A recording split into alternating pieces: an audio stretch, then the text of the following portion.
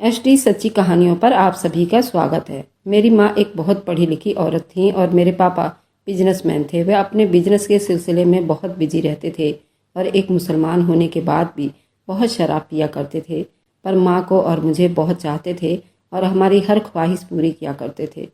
माँ हमेशा पापा को कहती थी, आप ये शराब पीना छोड़ दीजिए, पर वह अपने बिजनेस में इतने बिजी रहते थे। माँ की इस बात को हमेशा इग्नोर किया करते थे और कहा करते थे, बस तुम अपने काम से काम रखा करो, मेरे पीने खाने पर तुम्हारा कोई पाबंदी नहीं होना चाहिए। मेरी माँ की बातों को एक कान से सुनकर दूसरे कान से निकाल दिया करते थे और मैं भी बचपन से ही पापा को ऐसे देखते आ रही थी और मैं बिल्कुल अपने पापा के नक्शे कदम पर चल रही थी। माँ मुझे देखकर बहुत परेशान हो जाया करती थी और पापा को बातें सुनाया करती थी, कम से कम तुम अपनी जवान बेटी पर कंट्रोल करो, उसका कुछ तो ख्याल करो, जो चीज़ तुमसे मांगती है तुरंत उसको हाजिर कर देते हो।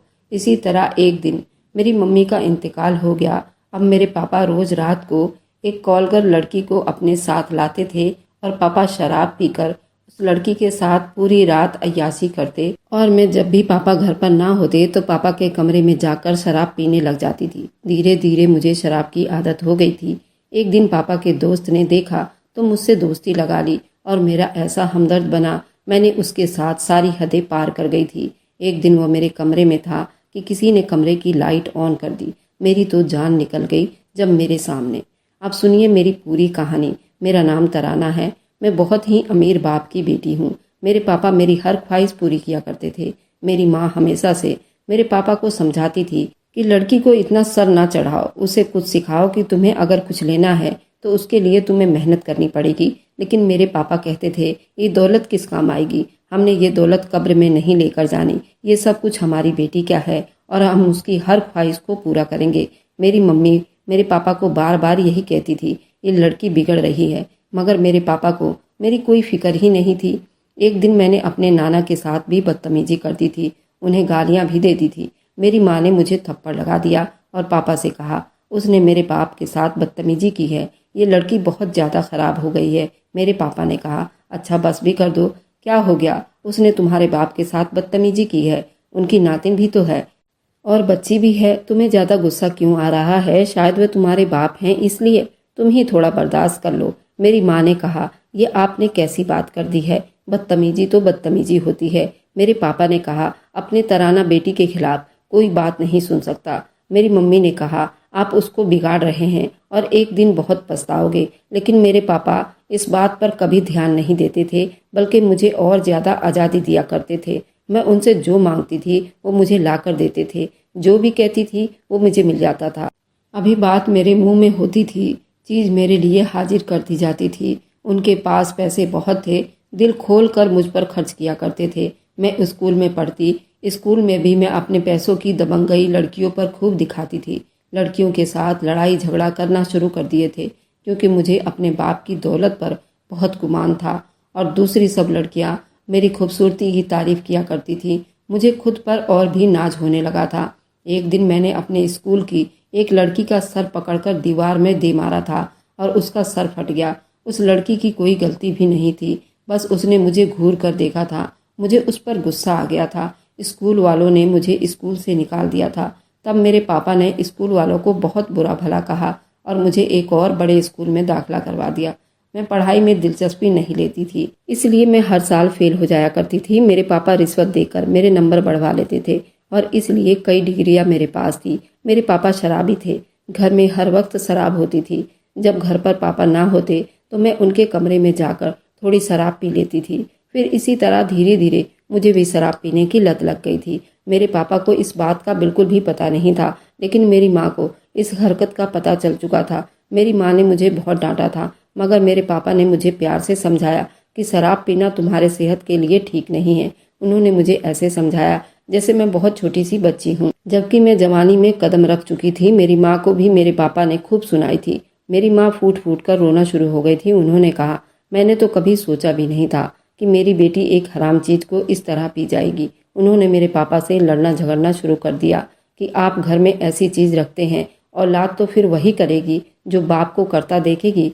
उसी किस्से के कुछ दिन के बाद मेरी मम्मी खुद गाड़ी चलाते हुए कहीं बाजार जा रही थी, मगर उनका एक्सीडेंट हो गया और वे अल्लाह को प्यारी हो गई। मेरे पापा ने उन्हें बहुत बचाने की कोशिश की, मगर मौत के आगे इंसान कुछ नहीं कर सकता। मेरा कोई और भाई बहन भी नहीं थे। इतने बड़े घर में तन्हाई मुझे सांप की तरह डस रही थी। मेरे पापा तो पूरा दिन काम में बिजी रहते थे और शाम को ही घर आते तो उनके साथ एक कॉलगर लड़की होती। वह लड़की बेढंगे कपड़े पहनी होती थी। मेरे पापा नशे में धुत होते। वह तो मुझे भूल ही गए थे। पढ़ाई में मेरा दिल नहीं लगता था, इसलिए अपनी तन्हाई दूर करने के लिए मैं अपने दोस्तों को घर बुलाया करती थी। हम घर में पार्टी करते थे और खूब हंगामा करते थे। मेरे पापा कहते थे कि मेरे पास पैसों की कोई कमी नहीं है, बस मेरी बेटी खुश रहे। उसके बाद अगर मैं कोई बहुत बड़ी फरमाइश कर देती तो वह भी जल्दी पूरी कर दी जाती थी। मैंने न जाने कितनी सारी चीज़ें जमा कर ली थी। मेरे पास लाखों रुपए के जूते, कपड़े, तरह तरह महंगे ब्रांड के बहुत सारे सामान पड़े हुए थे। ये सब चीज़ें मेरे दोस्त भी मुझसे मांग कर ले जाया करते थे और मैंने कभी उनसे ये चीज़ वापस नहीं मांगी थी। मेरे पापा अपने बिजनेस और अय्याशी में बिजी रहते थे। उन्होंने मेरे बैंक अकाउंट में इतने पैसे रखवा दिए कि अब मुझे उनसे पैसे मांगने की ज़रूरत भी नहीं होती थी। इस तरह मेरी एक लड़के से दोस्ती हो गई। उसने मुझसे मोहब्बत का इजहार कर दिया। मैं भी उसकी दीवानी हो गई। हम अकेले में मिलना जुलना शुरू कर दिए थे। जब मैंने उससे कहा कि अब हमें शादी कर लेना चाहिए, तब उसने मना कर दिया और कहा कि शादी तो वह अपने खानदान में ही करेगा। उसके बाद उसने मेरे साथ दोस्ती खत्म कर दी थी और मैं अपना सब कुछ गंवा चुकी थी। उस किस्से के बाद मैंने कई लड़कों से दोस्ती की और जब मेरा दिल भर जाता तो मैं उनसे बात खत्म कर देती थी। उसके बाद मेरी जिंदगी में कई लड़के आते जाते रहे, लेकिन इन सारी बातों का मेरे पापा को कुछ भी पता नहीं था। वे समझते थे कि मैं अपनी सहेलियों के साथ बिजी रहती हूँ, उनसे मुलाकात करने जाया करती हूँ। एक बार मेरी मुलाकात मेरे पापा के दोस्त से हो गई और वो मेरे पापा को मिलने आया था, मगर पापा घर पर नहीं थे। वे इतनी अच्छी बातें करता था कि पहली मुलाकात में ही हमारी दोस्ती हो गई थी और उसके बाद वे अक्सर हमारे घर आ जाया करता था। हम दोनों कमरे में बैठकर शराब पिया करते थे। हमारे घर में एक बूढ़ी औरत काम करती थी। उसको सारी बातों का पता था, लेकिन वह जुबान नहीं खोलती थी। मुझे समझाने की बहुत कोशिश करती तो मैं उसे सख्ती से डांट दिया करती थी। मेरी शराब पीने की आदत बढ़ती ही जा रही थी। मेरी जिंदगी तो मेरे हिसाब से बहुत अच्छी ही चल रही थी। मैं बहुत ज़्यादा खुश थी और उससे ज़्यादा अच्छा और क्या हो सकता था। लाखों रुपए के शॉपिंग करना, अपनी मर्जी के काम करना, अपनी पसंद के लोगों से दोस्ती करना, यही सब कुछ तो मैं चाहती थी। मुझे इस तरह जिंदगी गुजारते हुए 2 साल हो गए थे। मेरे पापा ने एक दिन मुझे गौर से देखा, हैरान रह गए। हम लोग साथ बैठकर चाय पी रहे थे। पापा ने मुझे सूरज की रोशनी में देखा तो वह कहने लगे कि ये तुम्हारे चेहरे पर निशान क्यों पड़ गए हैं? ये निशान तो ऐसे औरतों के चेहरे पर होते हैं जिन्होंने 4-5 बच्चे पैदा किए होते हैं। तुम अपना ख्याल रखती क्यों नहीं हो? तुम तो मुझसे पार्लर के जाने के लिए बहुत सारे पैसे लेती हो। मैंने कहा कि पता नहीं पापा, मुझे खुद नहीं पता मेरे साथ ये क्या हो रहा है, जबकि मुझे पता था कि मेरे साथ ये सब क्या हो रहा है। जब इंसान गलत काम करता है और गुनाह में पड़ जाता है तो उसके साथ ऐसे ही होता है। उसके बुरे अमल उसके चेहरे पर नजर आना शुरू हो जाते हैं और अक्सर औरतों में तो ये ज्यादा ही नजर आने लग जाता है। मेरे पापा भी बड़े रंगीन शौक मिजाज आदमी थे। उन्होंने मुझे कोई जवाब नहीं दिया था, बस चुपचाप हो गए थे। इसका मतलब कि वे कुछ सोच रहे थे। मैं सर झुकाकर चाय पीने लगी थी।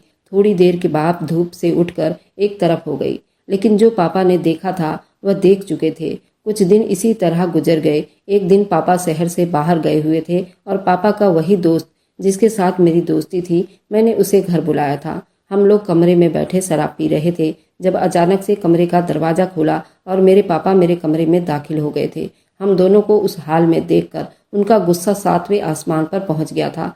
पापा को देखकर मेरा दिमाग चकरा गया था। मैंने भी झूठ बोल दिया कि आपका दोस्त अभी अभी आए हैं, मगर बस वह सब कुछ जान गए थे। उन्होंने मुझे थप्पड़ मारा और पुलिस को बुलवाकर अपने दोस्त को पुलिस के हवाले कर दिया और उस पर केस कर दिया। उसने पापा के कंपनी से पूरे 50 लाख का घपला किया था। उन्होंने मेरा कमरा बाहर से लॉक कर दिया। सुबह मेरी जब सहेलियों को घर बुलाया, मुझे पता था वो मेरा साथ देंगी। मेरे पापा ने कहा कि मुझे मेरी बेटी की जो पूरी सच्चाई बताएगा मैं उसे पूरे 10 लाख रुपए दूंगा। मेरे पापा मेरे दोस्तों की कमजोरी से वाकिफ थे। मेरे सभी दोस्तों ने मेरे सारे राज खोल दिए थे। ये दुनिया सिर्फ पैसों के पीछे भागती है। मेरे सहेलियों ने भी मुझसे वफा नहीं की थी, मगर हकीकत तो मैंने भी अपने साथ वफा नहीं की थी।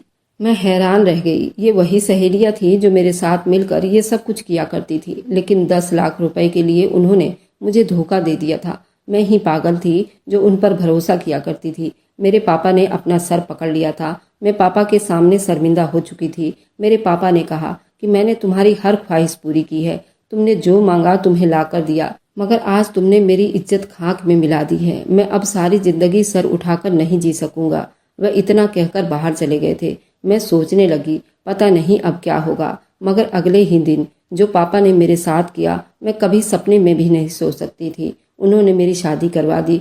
शायद यही उनके लिए बहुत अच्छा था, वह मेरी शादी करवा देते। लेकिन मेरी शादी किससे करवाई जा रही थी, ये देखकर मेरे कदमों तले से जमीन निकल गई, क्योंकि उन्होंने मेरी शादी एक फकीर से करवा दी थी।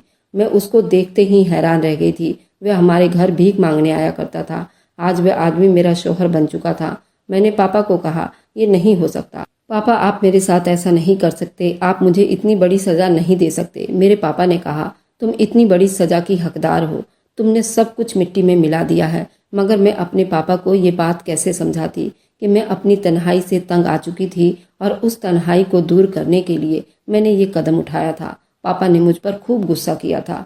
तुम्हारी माँ ठीक कहती थी। पापा ने मेरी ज़रूरत का सामान नौकरों से पैक करवाया और मुझे कुछ पैसे भी दिए, लेकिन इतने पैसे तो मैं 1 घंटे में ही ख़त्म कर दिया करती थी। उन्होंने कहा कि दोबारा अपनी शक्ल लेकर यहाँ मत आना। मैंने तुम्हें विदा कर दिया है और अब मैं तुम्हारे लिए मर गया हूँ। मुझे तो समझ नहीं आ रही थी कि मेरे साथ ये सब क्या हो गया था। ये भिखारी मुझे अपने घर ले आया, लेकिन उसका घर घर कहलाने के काबिल भी नहीं था। उसके घर में पहले ही दिन ना तो बैठने के लिए कोई चीज़ थी और सोने के लिए सिर्फ एक चारपाई, जिस पर वह खुद सो गया। मैं हैरान हुई। मैंने उसे लड़ना शुरू कर दिया। मैंने कहा कि मैं कहाँ जाऊंगी। उसने कहा कि पूरा घर पड़ा है, जहाँ मर्जी सो जाओ। मैंने सारी रात जमीन में बैठकर गुजार दी और वहीं पर बैठे बैठे मेरी आंख लग गई। मुझे लगा था कि मेरी इज्जत करेगा, मुझे पाकर उसको एहसास होगा उसे उसकी औकात से ज़्यादा अच्छी बीवी मिल गई है। लेकिन ये तो पागल मेरी भी कोई परवाह नहीं कर रहा था। उसका घर बहुत गंदा पड़ा हुआ था। मैंने उसे कहा, तुम्हारे घर में काम करने के लिए कोई नौकर आता है क्या? उसने कहा कि भिखारियों के घर में नौकर नहीं आते। शहजादी साहिबा, आपको अगर ये घर गंदा लग रहा है तो आपको उसे खुद साफ करना पड़ेगा। मैंने कहा, मैं घर साफ नहीं करूंगी, तुम्हें क्या लगता है मैं यहाँ पर तुम्हारा गंदा घर साफ करने के लिए आई हूँ? उसने कहा कि अगर साफ नहीं करना तो फिर इसी में चुपचाप बैठी रहो। मैं तो कई महीनों के बाद ही सफाई करता हूँ, जब मेरा दिल करेगा मैं तब कर लूँगा। मैंने कहा कि 1 हफ्ता पहले सफाई की होती तो ये घर गंदा नहीं होता। मुझे तो अजीब सी घुटन हो रही थी, बैठा भी नहीं जा रहा था। वे घर से चला गया। मैंने खुद ही मजबूर होकर घर साफ करना शुरू कर दिया, क्योंकि मैं गंदे घर में नहीं बैठ सकती थी। जाते वक्त उसने कहा था, मैं थोड़ा सा सालन और 2 रोटियां लेकर आऊँगा, लेकिन कल से मैं खाना लेकर नहीं आऊँगा। आपको घर में दाल रोटी पकानी पड़ेगी। मेरे पास इतने पैसे नहीं हैं मैं बाहर से खाना लेकर आऊँ। मैं तुम्हारे बाप की तरह अमीर आदमी नहीं हूँ। मैंने कहा कि तुम किस तरह मुझसे बात कर रहे हो? आज तक मुझसे किसी ने इस तरह बात नहीं की। उसने कहा कि आम लोग अपनी बीवियों से इसी तरह बात करते हैं। वह शाम को थोड़ा सा सालन और रोटियां लेकर आ गया। सालन से मुझे बदबू आ रही थी। मैंने कहा, मैं नहीं खाऊंगी। उसने कहा कि ना खाओ। उसने खुद ही सारा खत्म कर दिया। मुझे भूख की वजह से नींद नहीं आ रही थी। अगले ही दिन मैंने उसे किचन का सारा सामान मंगवाया और खुद ही घर में खाना बनाया। जब खाना बनाकर मैंने उसके सामने रखा, उसने जैसे ही निवाला लिया तो कहने लगा, ये खाना बनाया है तुमने? तुम्हारी माँ ने तुम्हें खाना बनाना नहीं सिखाया? मुझे उसकी बात पर गुस्सा आ गया था। मैं रोते हुए उठकर दूसरे कमरे में चली गई थी। हम दोनों में मियाँ बीवी वाला कोई रिश्ता भी नहीं था। मेरा दिल करता मैं उसके घर से भाग जाऊं, क्योंकि मेरा शौहर पूरा दिन किसी न किसी बात पर नुक्ताचीनी करता रहता था। मुझे घर का काम भी करवाता था और बात बार पर मेरी बेइज्जती करता था। मैं तो न जाने किस मुसीबत में फंस गई थी। मेरे बाप ने मुझे बहुत बड़ी सजा दी थी। मैं अपने बाप के घर भी नहीं जा सकती थी, क्योंकि उन्होंने मुझसे सारे रिश्ते नाते ख़त्म कर दिए थे। मैंने उससे कहा कि मेरे पास तो पहनने के लिए कपड़े नहीं हैं। उसने कहा कि मेरी मम्मी के कुछ पुराने कपड़े हैं, वही पहन लो। जब मैंने कपड़े देखा तो मैं हैरान होने लगी। ऐसे कपड़ों में तो मेरे जैसे 3-4 औरतें घुस जाती। मैंने कहा, मैं ये कपड़े नहीं पहनूंगी, उसमें से बदबू आ रही है। उसने कहा कि अगर तुम ये कपड़े नहीं पहनोगी तो तुम्हारे अपने कपड़ों में से बदबू आने लगेगी। बाकी तुम्हारी मर्जी है। वैसे भी बदबू बिल्कुल अच्छी नहीं लगती। इस घर में मेरा तो सांस लेना मुहाल हो जाएगा। मैंने कहा, ये बात वह इंसान कर रहा है जो खुद एक भिखारी है, जो गंदे से कपड़े पहन के लोगों के घरों में जाकर भीख मांगता है। मुझे भी गुस्सा आ गया था। उसने कहा कि हाँ, मैं भीख मांगता हूँ, लोगों के घरों में जाकर, लेकिन कोई गलत काम नहीं करता, तुम्हारी तरह झूठ नहीं बोलता, दौलत का नाजायज फायदा नहीं उठाता। उसने भी मुझे बढ़ चढ़कर जवाब दिया था। मैं तो हैरान थी कि उसके अंदर इतनी हिम्मत कहाँ से आ गई थी। ये मेरे साथ इस तरह पेश आ रहा था। उसने तो मुझ जैसी शहजादी को 2 टके का बनाकर रख दिया था। सच कहते हैं कि आपके जिंदगी में आने वाला मर्द ही ये सब कुछ तय करता है। अगर वह आपको पसंद करता है और अगर वह चाहे तो आपको सचमुच शहजादी बनाकर रख सकता है। अगर वह ना चाहे तो आपकी हालत किसी नौकरानी से बढ़कर हो सकती है। इस घर में आए हुए मुझे 3 महीने बीत गए थे। ना मैंने ढंग के कोई चीज़ खाई थी और ना ही ढंग के कपड़े पहने थे। मुझे उसकी माँ के कपड़े ही पहनने पड़े थे क्योंकि मेरे पास कोई कपड़े नहीं थे। मैं घर भी साफ करती थी, खाना भी बनाती थी और कुछ बोलती तो मेरा शोहर मुझे उल्टे सीधे जवाब देता था। मेरी सारी अकड़ मिट्टी में मिल गई थी। मैंने दिल में अल्लाह ताला से माफ़ी मांगनी शुरू कर दी थी क्योंकि मुझे पता था मैंने गुनाह किया था, इसलिए मुझे सज़ा मिल रही थी। मेरी ज़िंदगी का दिन इतना भारी था कि मुझे बताया तक नहीं जा रहा था। मैंने रोना शुरू कर दिया था।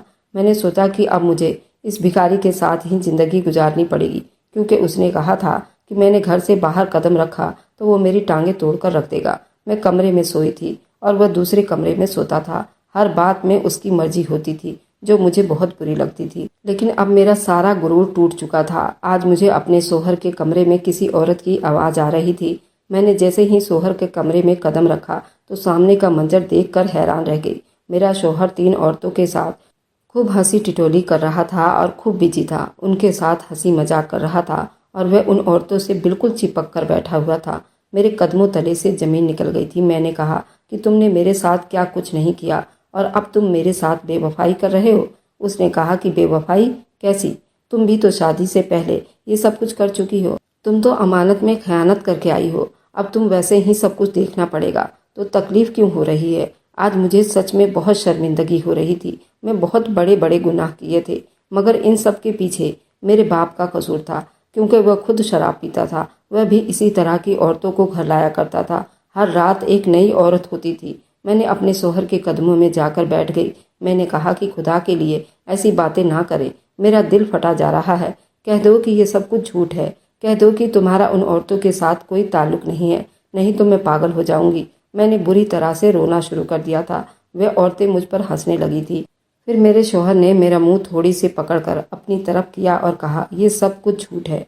मेरा उनके साथ कोई चक्कर नहीं है। मुझे ऐसा लगता है शायद वो मुझ पर तंज कर रहा है। मुझे लगा कि वो मुझसे चुपचाप चीट कर रहा है, पर मुझसे बहुत आराम से बोल रहा था। उसने औरतों को कहा, यहाँ से चले जाओ।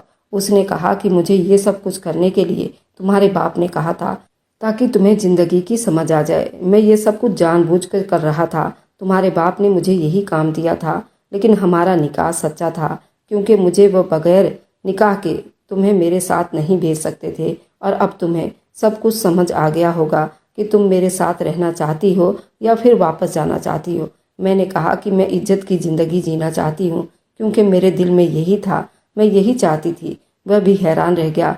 फिर शाम को वो मुझे मेरे पापा से मिलवाने ले गया, मगर मैं अपने पापा को देखकर मेरे कदमों तले से ज़मीन निकल गई थी। मेरे पापा ने दाढ़ी रख ली थी। उन्होंने मुझे गले से लगाया और कहा कि बेटी, मुझे माफ़ कर दो। अगर तुम गलत थी तो मेरी वजह से थी, क्योंकि मैं खुद ऐसा इंसान था।